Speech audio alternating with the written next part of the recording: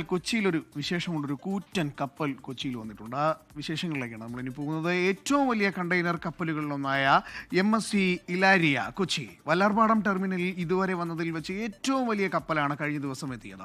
ഭീമൻ കപ്പലിനെ കാണാനായി കാഴ്ചക്കാരും ഏറെയാണ്.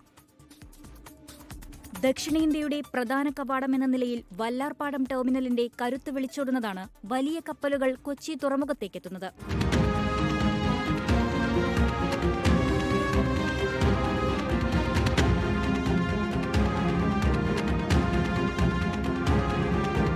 കൊച്ചിയിൽ ഇതുവരെ വന്നതിൽ വച്ച് ഏറ്റവും വലിയ കണ്ടെയ്നർ കപ്പലുകളിലൊന്നാണിത്. 366 മീറ്റർ നീളമുള്ള MSC ഇലാരിയയ്ക്ക് 16,616 TEU ആണ് ശേഷി.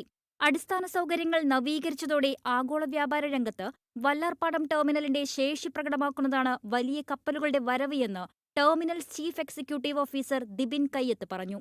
ഇതോടെ ടെർമിനലിന്റെ മൊത്തം ശേഷി 1.4 ദശലക്ഷം TEU ആയി ഉയർത്താനായെന്നും ദിബിൻ കയ്യത്ത് കൂട്ടിച്ചേർത്തു.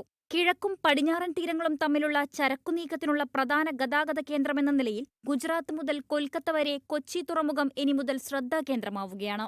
24 കൊച്ചി.